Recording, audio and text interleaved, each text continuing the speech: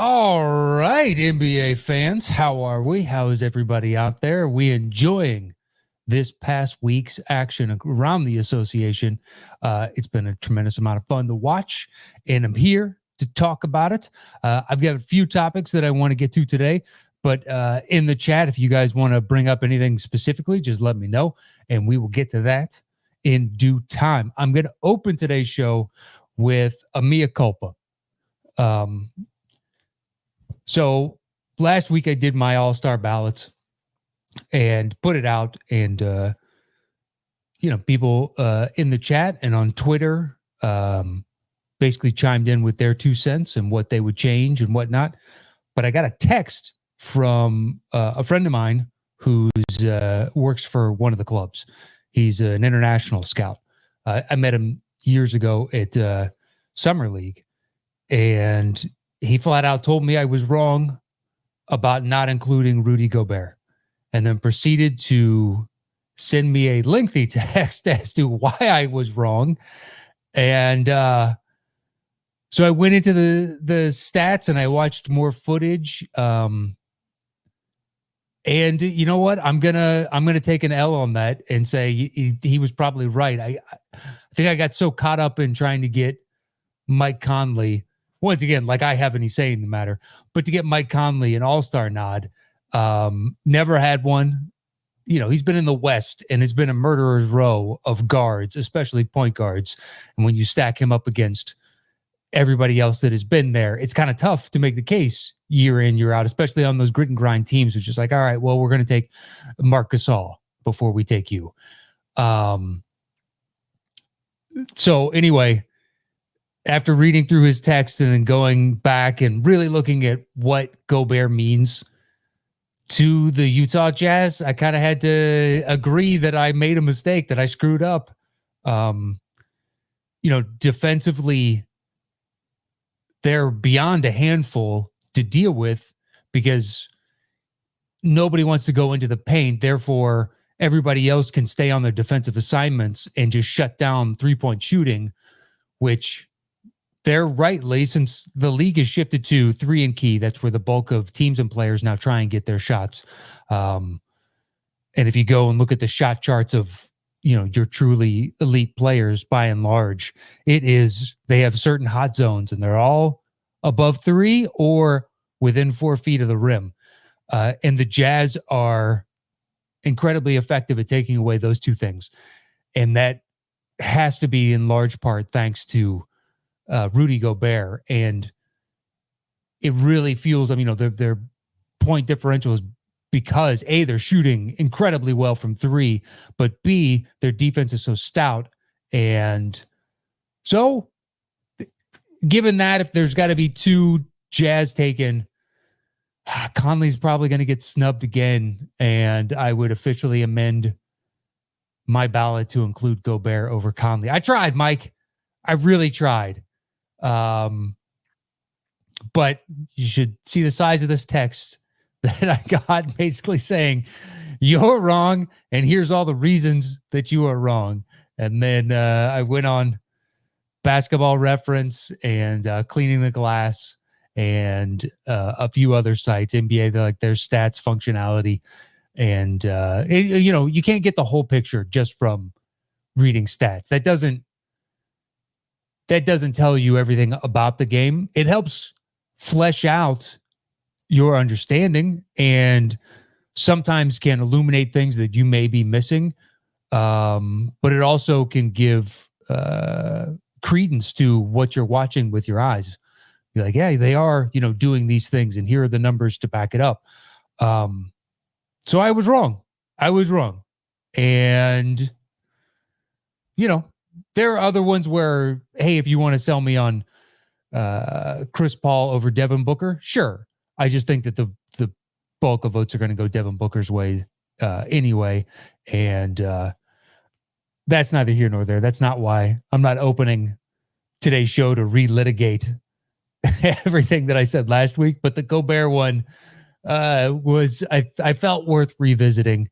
And considering I spent so much time on it in the past 7 days, that one I might have to just eat crow on. So what are you going to do? You know, you live and you learn, and you move on. You move on. Just keep swimming, guys. Just keep swimming. We're all sharks. If we don't, we'll die. So anyway, moving on, there were two things that I really wanted to talk about.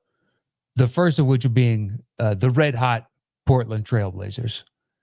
They are lights out as of right now. Since McCollum went down, they're 9-5. They were 8-5 with him, but he was reevaluated yesterday, and they're saying it's going to be another 2 weeks. But the walking boot came off. Yusuf Nurkic is out for a minimum of another 2 weeks. When he originally had surgery, they said the timeline was going to be 6 weeks. So that's another 2 weeks-ish from now. So they'll have to do a reevaluation at that point. And I don't think it's a concrete date that in 2 weeks, that 6 weeks original prognosis is going to be fully accurate. So they're going to continue to be without Nurkic. McCollum's now been out for a decent chunk of time. Zach Collins has been out for the bulk of the season. Giles missed last night. Rodney Hood has missed a handful of games. I think it's 4 inactives and 1 DNP, I believe, on Rodney Hood's. So if you go and look at the numbers, Portland has been doing this without their second leading scorer, their linchpin in the front court in Nurkic, and right now their most potent lineup. Now it's by total number of possessions, which with Nurkic and McCollum in the lineup, that's the lineup that they have that has the most possessions. The second most, and that's at 395. The second most is at 166, which is the current iteration, which Gary Trent Jr. in place of McCollum and Enes Kanter in place of Nurkic. And then the others are Derek Jones Jr., Robert Covington, and obviously Damian Lillard. That lineup has been flat out lights out.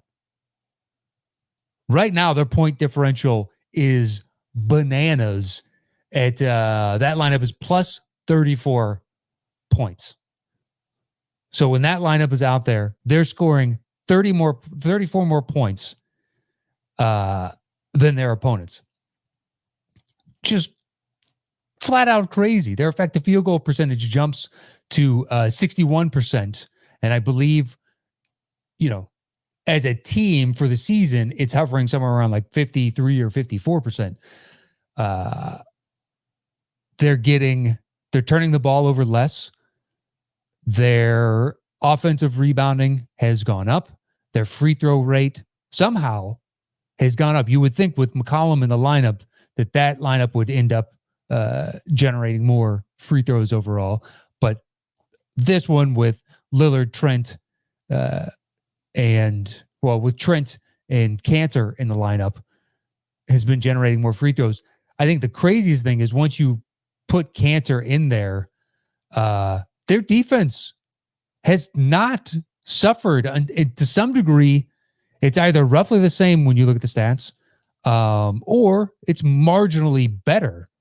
The opponent's effective field goal percentage has gone down to 51% with that lineup in place. And in what world do you see Enes Kanter actually helping buoy a team's defensive abilities? Now, I don't know if I credit him fully with that. I think also some of this is Gary Trent Jr. is in a contract year, and he's playing like it's a contract year. Not to say that he wouldn't play hard anyway, but there is extra motivation. He bet on himself, not taking the extension and saying, I think I can do better and then generate more money coming up in the near future. But sorry, I have a little piece of my breakfast in my teeth. But I think most of this has to be credited to Dame. I mean, last night's game where he buries 4 threes to cement it, 2 of those were in Dort's face, and Dort's a good defender. There's a great clip of when OKC played against the Lakers, and there's it's an air ball from the wing from LeBron, but Dort's intensity on defense, he is doing everything in his power to mess with LeBron, and did not foul him. He's got his hand in his face, and he's all over him, and it is such a smothering defense. But Dame buries four. There was, against my Bulls, late, just clutch as can be. Late in game, he's getting to the point where I don't know if I want any other player other than Dame Lillard taking that shot on any team. He could be the most clutch guy in the league right now. It's super impressive to watch because the defense knows whoever's playing them night in, night out, make anybody but Lillard beat us. And they have other offensive weapons, even with McCollum and Nurkic being out. Gary Trent Jr., Rodney Hood can be a spark plug off the bench. Carmelo, Enes Kanter, that's, his best attribute is the guy can score. He's not going to put up 30 and 10, but he's going to be consistently getting you buckets when you need them. That being said, it's just like, all right, you got to pick your poison, and I would take anybody but. So Gary Trent, yes, you're having a good year, but at the same time, late in game, do it. Or Melo, or anybody else but Dame. And it doesn't seem to matter. I mean, he's hand in his face, long three. You give him a foot and a half from the logo, long three. And it looks like a thing of beauty each and every time it goes in. And the weird thing, I was thinking about it, because the news of D'Angelo Russell going to have knee surgery and he'll be out for 6 weeks. I bring it up because when he was a rook on the Lakers and he made that last second shot and he turns to the camera and he starts pointing to his arm and he's mouthing ice water in my veins. Like, it's good to see the bravado, but at the same time, watching it, it's like, you haven't earned that right to me. And now who the fuck am I? But at the same time, watching it's just like, you know what? Do that a few more times before you start talking about the ice water that's in your veins, because you haven't really, basically it's like giving yourself a nickname. There are very few players that you're willing to allow, them to give themselves a nickname. Kobe, once he gave himself Black Mamba, but he had been Kobe for a while. And it's just like, you've earned the right to give yourself a nickname. And Shaq always, created nicknames for himself. But by and large, if somebody gives themselves a nickname, we all just collectively turn a blind eye to and be like, nah, I'm not calling you that. You don't get to give yourself a nickname. It is bestowed upon you. And by the way, I love that Kevin Durant is finally embracing the Slim Reaper. I think it's awesome. I think it's the best nickname I've ever heard. And I understand why he didn't do it earlier on. But anyway, getting back to the D'Angelo Russell, the ice water in his veins, it always slayed me. It just seemed premature. Whereas Dame did that after I think we were used to him hitting huge shots. I don't remember him doing Dame time after that playoff series against Houston when LaMarcus Aldridge was still on Portland, and he hit that crazy inbounds catch and release when there was no time left to win the series. And it's what announced Dame to the average person out there that didn't really, because, Portland is in the Pacific Northwest and they don't get as much national coverage as other teams, especially on the East Coast, as far as I know. I don't live on the East Coast. So that really announced him. And I don't remember him turning to the camera and saying Dame time. He built that up. And now it's fully Dame time. Like, it bothers me not if he were to do it every game, but he doesn't. He just turns and it gets that solemn. He's not quite mean mugging, but it's just like that piercing eyes and, slightly furrowed brow and just so intense and dialed in. Just like, there you go, man. That's who I want shooting. late in game. As clutch as clutch gets right now. And he's also, teammates with Carmelo, and Carmelo historically has actually been one of the more clutch shooters of his generation. But it's Dame, man. And to see him take the offensive load while not really increasing his minutes all that much. I think he's up a minute, maybe 2 max over last season, but he's roughly right around his career average. So kudos to Dame, kudos to Portland. You can get into the numbers, and I've got currently, if I could take a screen grab, I have probably 20 tabs open right now. Not really good for my CPU, but Chrome eats through it. But just going through and dissecting the numbers of what he means to this team. And I think that's evidence, or you can see evidence of what he means to this team by his teammates. Last night when he pulled up and he shot like a crazy long 3, his teammates celebrated harder than he did. And I think that is evident of the culture and the type of player that he is. Originally, when I was doing, the preamble to this and the build up, and I start building the show out a few days in advance, I wanted to talk about Steph Curry's meaning to his teammates. Based off of one single solitary clip, which was the Juan Toscano celebration last week when he made that pass to Steph and Steph drilled that 3. But Juan was celebrating before Steph even really got into the shooting motion. And he was celebrating. And it's something that we've seen from Steph teammates before. And it's a something of the culture of what your star player means to the other teammates. Because there have been other times from this season where somebody else on the Warriors hits a clutch shot and the person celebrating the most is Curry. It's not Curry sulking, thinking, oh, I should have had that shot, or coming out in the media saying, oh, it's great that he shot that, but that should really go to me. Kind of like Paul George when he was on the Pacers. And I just remember a clip of him saying, God, I can't remember who took the shot, but it was in the playoffs and they missed. And he was like, that's on me. I should be shooting that shot, not them. It's like, you know what? If it's an open shot and it's the best available, you have to believe in your teammates, even if they miss. And to see the joy that somebody like Steph can elicit within his teammates from him just doing the things that he does best, it's indicative of a culture that he's helped to create and cement there in Golden State. And the same is true for Portland.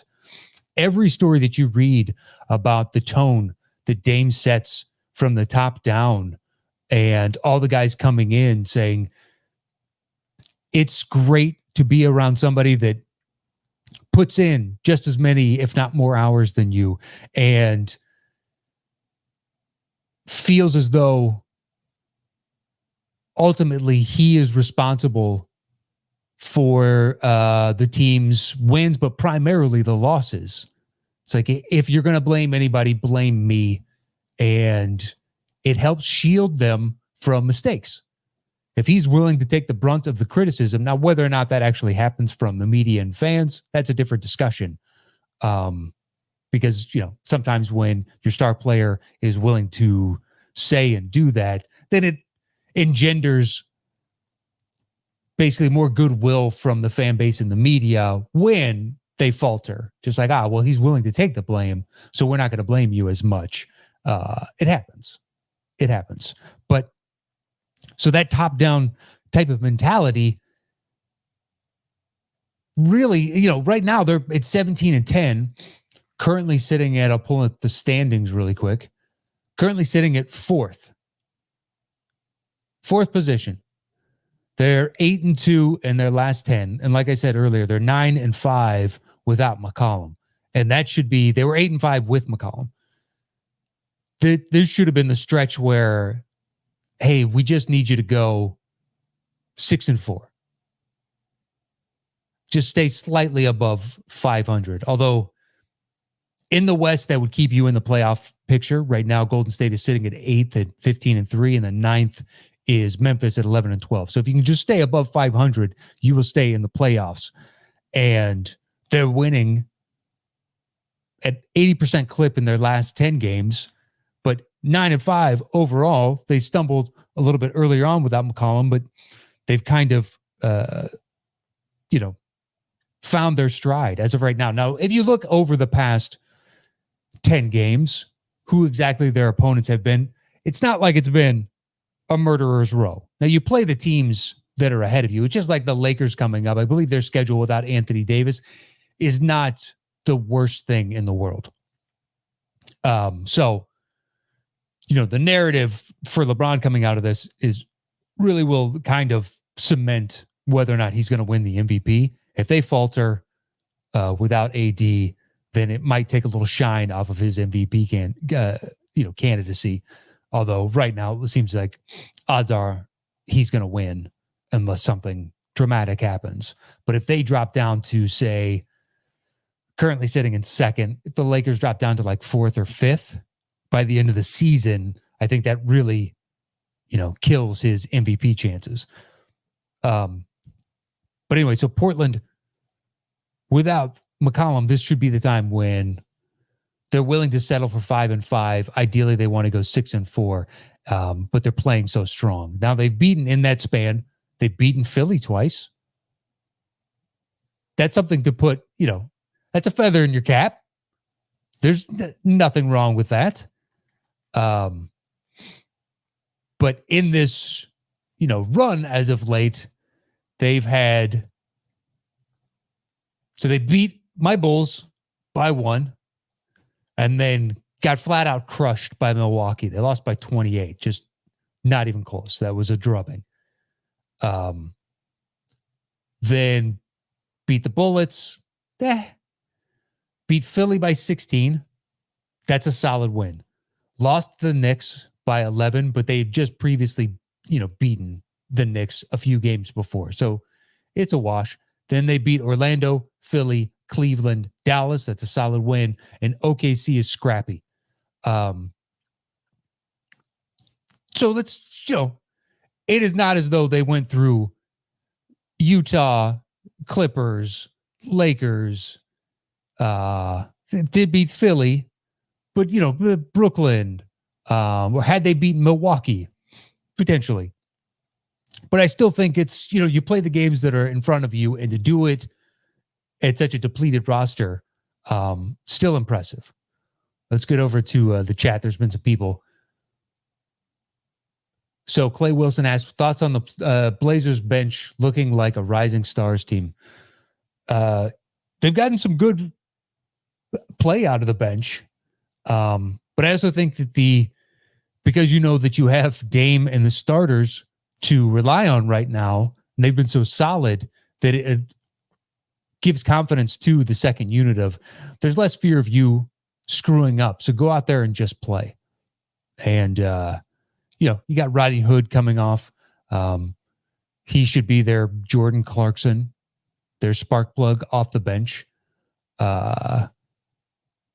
So, yeah, I think that's indicative of an overall, the Blazers as a whole have been playing really well. And I'm still kind of blown away once you look into the numbers of how well just putting Gary Trent Jr. and Enes Kanter into the starting lineup or into the bulk of majority of playtime of lineups has been for the Blazers. So Johnny Shoemaker says, baby Lakers are playing lights out this year. Jordan Clarkson, Julius Randle, Brandon Ingram. Lakers still would have been interesting if they had grown organically. Yeah, but do you think that team with the collection of those parts, A, would have won a championship, B, would have matured to the current position that they're in?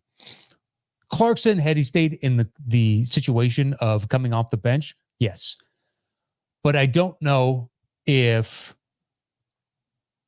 Randall and Brandon Ingram would have blossomed into the players they've become, perhaps. But it's also taken Randall a little bit longer than those other guys.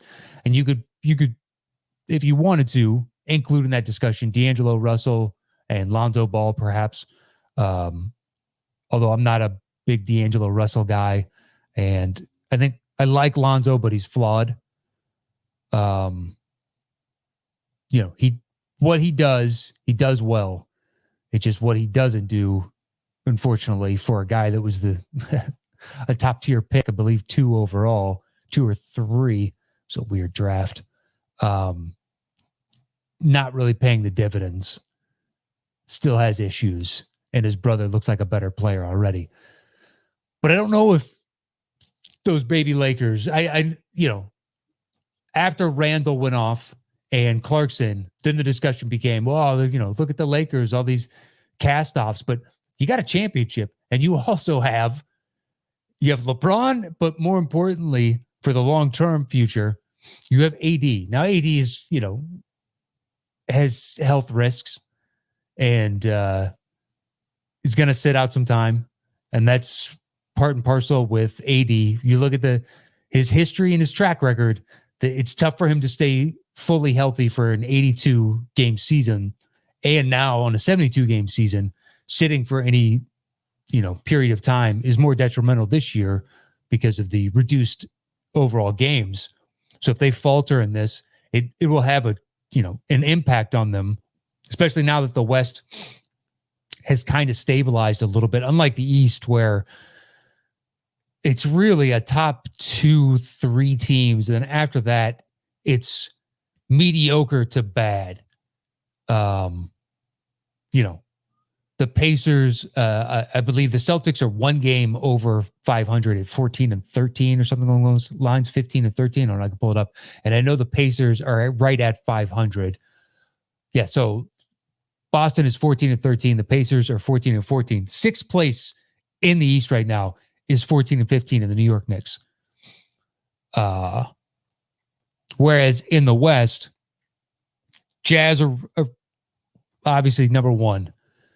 But it takes until you get to the 9th position where you get sub 500, as opposed to the 6th position in the East. But even then, 15-13 would still be better than 4th place in the East, and that's the Golden State Warriors at 8. So it's, is it great for the former Lakers? Yes. And of those, what do I think is real of those? You know what I mean? I'd be curious to see if Randall can keep this up, because this is kind of new. Ingram's been on this trajectory, and Jordan Clarkson, he's not going to get numerous 40-point games. I would highly doubt it in a season, but him being a spark plug off the bench is something we've seen him do and be more than capable of over the past, few seasons. So those two I believe in. Randall, I'd like to see more of a track record. I thought he was going to be better earlier on. I liked him, the pick. I think the Lakers got him at 9 in that draft. It was either 7 or 9, but I want to say it was 9. And I remember texting a buddy of mine who's a Lakers fan, and was like, dude, that's a solid pickup. That kid can play. And it's taken him a little bit of time to grow into that. But the Knicks seems like a great situation for him now. Tibbs has that team playing better than I anticipated. He's also giving more run to younger guys, which he's kind of forced to do. He loves to play vets. He's not as bad as, say, like a Doc. Doc has always been hesitant to play his young guys. But Tibbs has kind of, leaned on his vets pretty heavily. Hence I've got Taj. I've got now D Rose. If, Joe Kim wanted to unretire and come back, we might be able to find a spot in on deep on our bench for him or for Luau. Tibbs, when he loves his guys, he loves his guys. But at the same time, Quickly has played really well for them. And the rookie class, it was poo-pooed coming in, but there are a number of guys that I think will have solid impact and potential all-stars. LaMelo, obviously, but Anthony Edwards is playing pretty strong. I like Pat Williams on the Bulls. Pritchard for the Celtics. I like him. Tyrese Halliburton looks like a potential all-star. Wiseman, we'll see once he gets back. Quickly, as I mentioned. And then there are other guys around, who knows, like Sadiq Bey. Where's he at in 2 years? I don't know. Could be interesting. So anyway, there you go. Your baby Lakers. Jake Cleveland asked, Jazz versus Clippers tonight. Who do you see winning? Do you really want to bet against the Jazz right now? It's good. It's a great game. It's going to be a hell of a matchup. But the way they're playing, they're shooting really well from three. Like really well from three. But I think one of the most fun things to watch about them is their ball movement. Because of guys shooting so well from three, you have to respect from everywhere on the court. And then Gobert, obviously, I almost said Gobert. Gobert, obviously, down near the rim. But between Mitchell, Bogdanovich, Ingles, Conley, and Clarkson, I don't want to leave any of those guys open. That's pretty potent, man.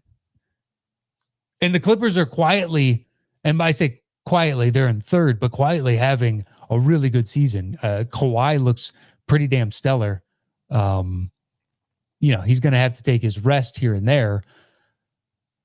But I wonder if the floated rumors from like a week to a week and a half ago that Lou Williams and Pat Bev are open to trade, if anybody is interested. Because the only reason I see that you do that is if you can shore up your point guard position, because I don't like Reggie Jackson personally. I just don't. If you have to rely on him, I just feel like that's a recipe for failure personally. But what do I know? Perhaps Ty Lue and his staff are seeing something from him that they're willing to ride with him for the rest of the season. I've just never been, since his OKC days, and then when he went to Detroit, I've just never been a big Reggie Jackson fan. I find him very flawed but I'm happy to eat crow, just like I did on the Gobert discussion. If the Clippers make a deep push and potentially win a championship, and he was a linchpin of their lineup. I wasn't the biggest KCP fan, but now we've seen him come up in the clutch. So I have to, eat my words about KCP. I mean, I never slagged off on the guy, but at the same time, I didn't think that he'd be able to give you quality minutes on a championship roster, and he did just that in spades. So things can happen, and guys mature and grow into a role that they're comfortable in. So it's entirely possible. But I still think it's Jazz Clippers tonight. Great game. I think it's tough to go against the Jazz right now. They're just playing so well, but they are due for a loss. So this could be the night for the Clips. I'd be curious to see what the line is. And if anybody knows it, drop it in here. So Clay Wilson says Lillard leads the league in clutch points since 2012. There you go. Boom. Great stat, Clay Wilson. Jeremy Bauer says, is it time to put Dame in the MVP race? I think, if they continue to climb, say they make it all the way to third. Now, the difference between them right now, it's 3 games between them and the Clippers. It would take a hell of a climb. But you kind of need to get into that discussion. Although I do think Lillard is in the mix. If you think of the overall list, I brought up LeBron earlier. I think you have to say Lillard. I'm just looking down. On the Clippers, I'd say Kawhi. Utah, I don't know of anybody in real discussion for Utah. And I think that is a byproduct of the fact that they're so well balanced night in, night out that they can get the points from anybody. And then Jokic, just because he's having an otherworldly season, and so much so that Malone had to come out last night and chastise publicly the rest of his team, save for Nikola, to ask anybody else to step up and help him. That's how good he's been. Just like a Doncic in Dallas, man. He's putting up ridiculous numbers. And you almost feel bad for him because the team as it's currently constructed just looks flawed. And if anybody is willing to take Porzingis, I'm sure they'd be happy to, so long as the deal wasn't so, lopsided against them. They would be willing to move on if they could find pieces that better fit next to him. But part of that is fucking health. If Porzingis could just stay healthy, they could get into a rhythm and see what they genuinely have here. But moving on. So then Embiid, and I think technically Giannis, but there's voter fatigue, and I don't think Giannis will be actually in that mix. And Brooklyn all cancels each other out, cancel one another out. Plus, Durant's missed a bunch of games, and he's going to continue to miss games. So I just don't think he'll hit a threshold of, enough games to warrant genuine consideration in the MVP discussion. And then also, look at last night where he sits and Kyrie sits, and they still have James Harden, who brings them back. They were down big. I turned that game off. I was like, it looks like, the Nets are going to kind of phone it in. And then I started getting texts and saw on Twitter that this turned into a game. So I went back to rewatch it late, but part of it is like, it's shit like last night where you still got Harden. And so, if Durant had played all these games, he's already missed. Let's see. Brooklyn's played 30 games so far. I believe Durant's missed somewhere in the ballpark of a third of them. So, missing a third of a games, over the course of a season, 72 game season, no less. That's kind of huge. That's kind of huge. I think that takes you out of the discussion. So Dame is in there so we said one. Giannis is in there for the sake that he's Giannis, but I don't think it's genuinely considered, but we'll include him. So there's, say Embiid, we'll say Giannis. That's it out of the East.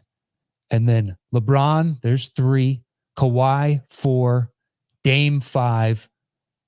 Jokic, 6. Oh, yeah. And I would say Curry as well, 7. So I think there's 7 guys right there. I think Dame is fully in that mix. And if Portland can climb even higher, especially with McCollum and Nurkic being out, what if by the time CJ gets back, they've managed to, instead of 3 games back, they're a half a game to a game back of third place. Now, I think, or what if in this time that Anthony Davis falters, the Lakers go 5-5 or ish, and then Portland climbs back up, Clippers supplant, move to 2, and Portland's right, a half game or a game back of the Lakers. It's an interesting discussion. Now, I don't know that I see the Lakers faltering that much. Their upcoming schedule, I'll pull it up right now. Last I heard, isn't like the end of the world. All right, so coming up tomorrow, they've got Brooklyn, tough game. And last I heard, although I've said that now like 5 times in 45 seconds, but KD will be back for that one. Okay. Miami, trending back kind of in the right direction. All right. The Wizards, Utah again, Portland. All right. No, this is a legit run. I don't know. I swear to God, I heard It shouldn't be too bad while he's gone. So yeah, Dame could vault even higher into this conversation. I mean, the thing for the Lakers is their on-off numbers. They're still stronger with LeBron, even with Anthony Davis off the court. Now that's off the court, and he's still giving you playing time within that game. Let's see how it bears out when he's completely absent, and they have to make do with the fact that Marc Gasol apparently doesn't shoot this season. It's not that he's not allowed; he just doesn't seem to shoot. And you know, in those quote unquote smaller lineups where you have like AD at the 4 and Marc Gasol at the 5, it's not really small. If they have to play serious minutes for Harrell, teams are just going to keep doing switches to get Harrell on whoever they want, and they're just going to feast on him and be like, you're going to either have to take him out or hope Montrez can play some defense, and good luck to you. So let's see if the Lakers point differential maintains with AD being out. I believe they're right now when Anthony Davis plays and he sits, he is available to play and he started the game and then he sits, they take him out of the lineup. The Lakers are +4, I want to say, in point differential in those lineups when it's LeBron out on the court and they give Anthony Davis some rest. If that were to maintain while AD has to sit for injury reasons on a calf strain, then yeah, they'll do well in that. But, excuse me, on off, when a guy is still available to play, it's not really indicative of what the team does without that player overall for game after game after game. All right, so moving on.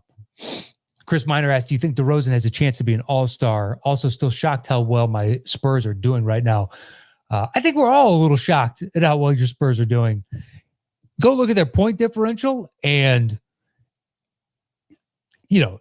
it's a function of they're in some blowout games and some close games, but their point differential does not belie their current record. So it'll be interesting to see by the end of the season if that point differential maintains, if the numbers will normalize in regards to their record, and they'll stabilize and be more the 500 team that their stats indicate. But I think, the Spurs right now are in the playoffs, and they're currently sitting in 6th position at 16 and 11. If that maintains, they deserve to have an all-star.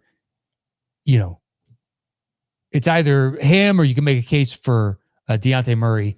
But I think that voters would naturally gravitate towards DeRozan. And look, being sixth in the West right now, you deserve to have representation of at least one player in the All-Star game. And I think DeRozan very well could get that spot. Although I don't know when coaches and players votes are due. I'd have to look that up. Fan voting just ended yesterday. That's why I did the All-Star ballot last week. So there's still time in between. But if they maintain roughly about this position, I think it's going to be, you'll be hard-pressed to not include at least one Spur. But that being said, if any team gets overlooked of the top, say, if you exclude Memphis because they played 23 games compared to everybody else's 29, 30, and that's not their fault. It's just COVID protocol stuff. If you exclude them, so then the top 9 teams, the Spurs are more than likely to get somebody left off because Dallas sitting at 10th, Luka's going to make that squad.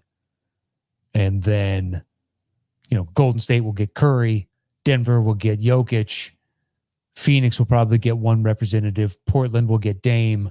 The Clippers will probably get Kawhi and Paul George. The Lakers will get LeBron and AD, and Utah will probably get 2 representatives, I would guess, as well. So it's just thinning spots at that point. All right, so there you go. Johnny Shoemaker asks, do you think Lonzo would fit well with the Bulls? Yeah, I saw that rumor. it seems like there's mutual interest. I do agree that the Lakers would not have won without LeBron and AD, but it would definitely be a fun team. Yeah, I saw that rumor being floated of Lonzo to the Bulls. Now, I'm not against it. We need to find a primary outside of Colby White,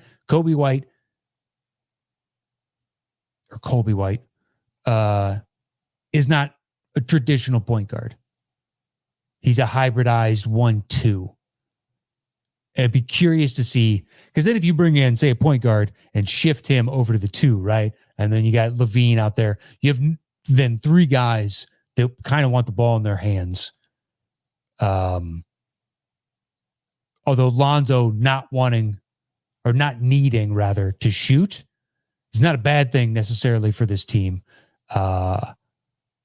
Just because with Levine, with White, with Markkanen, I'd like to see Pat Williams get some more shots because he's been solid for us. It would free up overall. It depends on what they want in return. But I'm not against it. It could be interesting. And like I brought up earlier, while I find him a flawed player, I do think he has good attributes. And shooting a decent clip from 3 this season. And, but it's, he's not the valued asset that he once was, hence being potentially on his 3rd team so quickly into his career.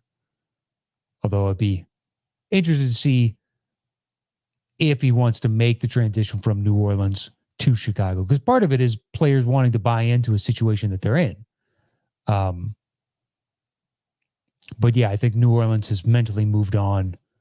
They got to figure out their identity, because I still don't know exactly what they are.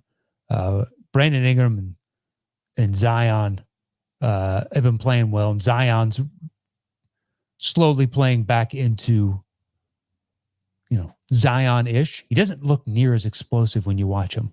That being said, he had a game, last week where he went 13 of 14. Just good luck stopping him. So, and it's still so early in his career to make any kind of genuine judgment. I think he could stand to lose a little bit of weight just for wear and tear situations, although that then might reduce him barreling into the lane and being the cannonball that he has been, which is part of his unstoppability. And that is not a word, but it should be. Yeah, if he lost a little bit of weight, would that reduce his effectiveness and make him less fun to watch for the average fan? Potentially. If he lost the weight, then we need to work on his shooting overall. Because you don't want him to end up like a Blake Griffin, where Griffin is just now settling for anything outside anything. He is not going to go in. His knees are shot, and he looks like a shell of his former self. He's floated on the buyout market. Some team would snap him up, especially any team that wants to bolster their bench and just get somebody that can come in with a second unit. And the discounted price he would be at, but it's crazy that he fell off a cliff this quickly. And that's my fear with Zion, that raw athleticism and whatnot. But if you keep banging your body the way that you are, it's going to reduce the overall lifespan of your career. And nobody wants to see that. I don't want to see Blake Griffin in his current state, the shell of his former self, and his knees just toast. It's not fun. So Jake Cleveland asks, is Quinn Snyder the front runner for Coach of the Year? Coach of the Year is always a weird one, but yeah, I don't see how he couldn't be. Usually like Coach of the Year goes to somebody like Doc, who's the new guy in Philly, and now they're number 1 in the East. But because Utah is playing so electric right now, and what they do exceedingly well. They defend really well. They're shooting insanely well from 3. Their ball movement is so beautiful to watch. So I think he'd be kind of hard pressed to take anybody over him right now. Because like Frank Vogel gets dinged for, well, you have LeBron and AD. And Ty Lue, you're currently sitting in third, but your team would need to vault to first, and you'd have to show tremendous improvement over what Doc did. And that's just not going to be the case. Brooklyn, you have an embarrassment of riches in your top three guys. Not going to happen. Milwaukee, you're doing what I think is smart is they're playing with lineups and trying to figure out different combinations to hopefully, if they run into a brick wall in the playoffs, be able to mix things up. So they're not as big a juggernaut as they've been in the past, which would hurt, coach of the year kind of consideration. I could see buzz for Tibbs for the Knicks at 14 and 15. A lot of people, myself included, had them in the lower tier in the East, and he's got them playing really, really well. So Tibbs potentially deserving to be in that mix. And I think that's it. It's a shallow pool of individuals this year. So yeah, I think it's kind of Utah Quinn Snyder's to lose. There you go. So we got odds. Thank you, Johnny. It's Jazz are giving up 4 points as of right now on tonight. Jazz are giving up 4. So it's a question of who you like. And it is, I'm trying to pull up the game. So Jazz are giving up 4, and it's in LA. That's interesting. Boy, I almost take the Clippers on that. It's a home game, although there's no crowd, but I don't gamble personally. And, last year, the year before, like in the playoffs, man, I was so excited. I was like, I am on fire. I brought it up on the show in the past where I had a buddy go to Vegas a few times, and he kept texting me. He'd send me the sheet. Hey, what should I bet on? And I was lights out of his bets. I went like 29 of 31 or 32, just something utterly ridiculous. And he made a good chunk of change, bought me dinner for it. And then last year in the playoffs, man, I was terrible. I mean, I was potentially getting games right here and there. I wasn't off on my predictions, but the spreads were just killing me. So don't listen to me. I think last year's, the year before was the fluke. But anyway, Jonathan Flanagan, who are you talking about, Lonzo? Well, John, put that in the form of a question that actually makes sense, and I'll answer it, you son of a bitch. Who's the front runner for most improved? Tim Williams asks. I don't know. As of right now, I'd like to see where it ends by the end of the year, because there's a number of guys that early on have popped off. But we'll see. It's a long season, so we'll see who has maintained that improvement over the course of the year. Yeah,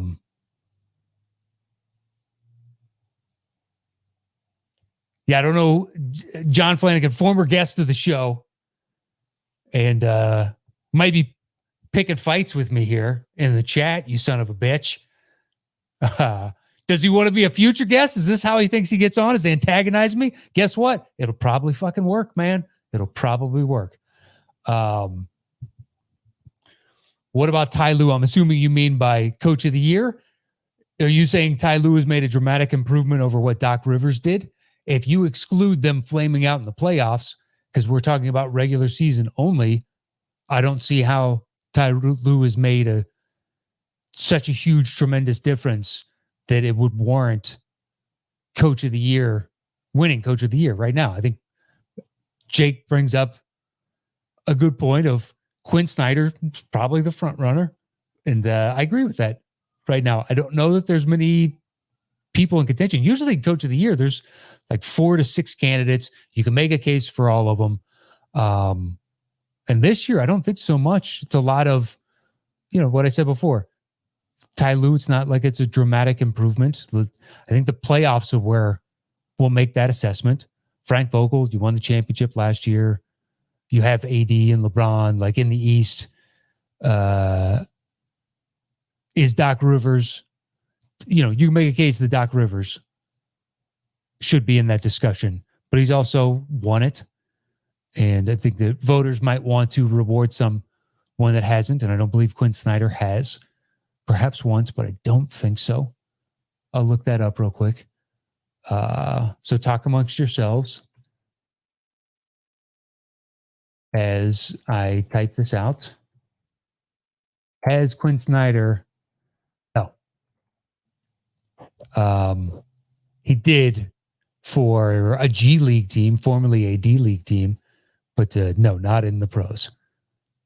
So there you go.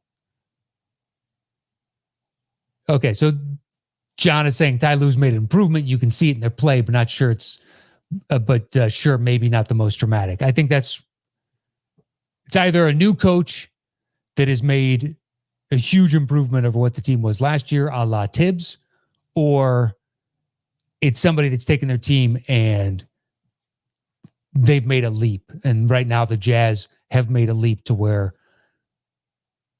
by rights so far in the regular season, they're the best team. And if, say, they beat the Clips tonight, it just further cements that reputation. They go to 24-5, and it becomes that much more impressive with every win that they get. And they're just inching towards that. So anyway, I think that's a good place to stop. We're at 57 minutes for the day. Thank you to everybody that chimed in the chat. Enjoy all the NBA action that comes out tonight. And that is it for me today. You can follow me anywhere at Matt Knost. Thanks for watching today's show. And if you could leave a rating on whatever the podcast feed of your choice is. I know that Apple takes ratings. I don't know if the others do. I'm an Apple user, so that's the one that I know of. But if, any of the others do, I thoroughly appreciate it. Just helps bump up the visibility of the show. And that's it for today's show. Stay safe out there. I'll see you guys next week at another Drop in Dimes. Until then, adios.